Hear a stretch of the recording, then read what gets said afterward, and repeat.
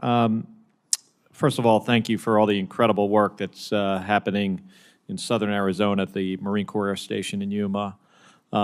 It's home to as you know, the largest F-35 command in the Marine Corps. It's also the home of the Weapons and Tactics Instructor Course, so it's helping train F-35 pilots in the Marine Corps across the country, essentially. But also across our entire state, we've got other flying missions.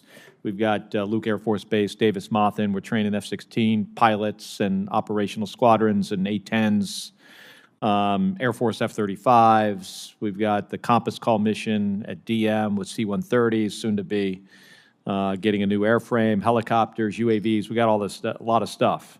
And it's the greatest place in the country to train. And I'm not being parochial here on it being Arizona. I mean, it really has good weather to train these missions. What we're struggling with right now a little bit is airspace. We've got a lot of airspace. We got the Barry Goldwater Range. We've got MOAs, Outlaw, Jackal, other MOAs. We've got a restricted area over Fort Huachuca. But so General, I'm interested from your perspective, the perspective of the Marine Corps, how would expanded airspace in the Southwest improve DoD's ability to support fifth-generation fighter aircraft training?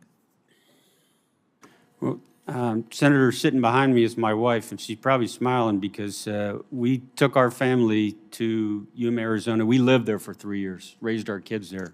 So everything that you described, we lived when we had kids that were younger. It was a great place to raise a family. It's also a fantastic place to train. You mentioned the Weapons and Tactics Instructor course. That's what my assignment was.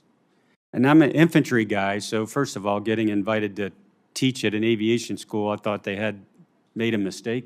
But off I went to Yuma and learned more about combined arms, Marine Air Ground Task Force, how we fight, than any other assignment I've ever been in. Airspace is critical. Without that, you can't put all the pieces together. And it was a box that we operated in the 1990s when I was an instructor there, but we didn't have the range of the weapon systems we have now. We didn't have the speed and range of the aircraft we have now. If we can't stretch the legs of the F-35, of the MRLS rocket system, if we can't use the airspace to the maximum degree of the weapon system, then the first time the Marines are going to employ it is in combat, and that is not what we want. So absolutely critical, both altitude and depth of the Barry Goldwater ranges and the rest that, as you mentioned. If we don't have that, then we're putting our air crews, our ground Marines in a risk, because the first time they're going to really put all the pieces together is when the fighting starts. Yeah, as you mentioned, as the stick gets bigger, the airplane's going faster, the AMRAAM's going further, we need more space. We can stitch together some of this space, by the way. I mean, and that's something we've talked about in Arizona, is we have an opportunity here with the FAA reauthorization bill, talk to the FAA, come up with a plan that works for commercial aviation, works for the airline industry, but also helps us train better. Now, I think Senator Sullivan, if he goes next, he's probably going to jump in here and talk about the airspace in Alaska, but this is really important, and the weather is ideal for this training.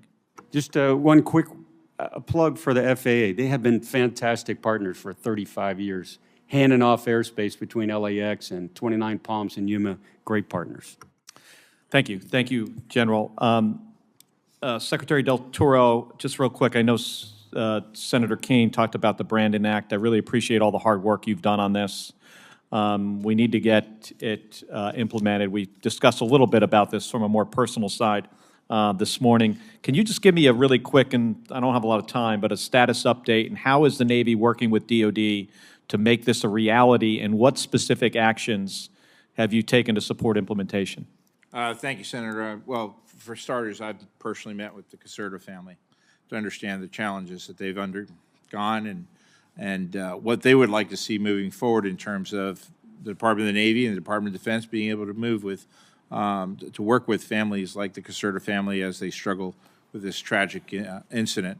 I believe it has to be we have to get to a better place with regards to executing the right of individuals to be able to seek out help from the private sector privately, but at the same time with the checks and balances necessary so that the military also understands the struggles that this individual may be facing.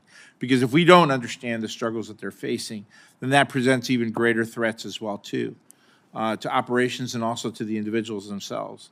And so we have to find that right balance between those two needs in order to get to a better place. And those are the discussions that I've had with the Department of Defense. Okay. Sir, I know Admiral? we're over. Can I make Yeah. just one quick Yes. comment? Yes. The department issued a mental health playbook. And so for sailors and Marines, one of the things it does is it helps them, it raises their awareness of what options are available. And there are already self-referral and confidential options that are available. We still have work to do, as the Secretary's working on, to make this more holistic across the force. But we've made investments, and we're trying to head in the right direction in order to make that available. Thank you, Admiral. Thank you, Mr. Secretary. Thank you, General. Thank you, Senator Kelly. Senator Sullivan, please. Thank you, Mr.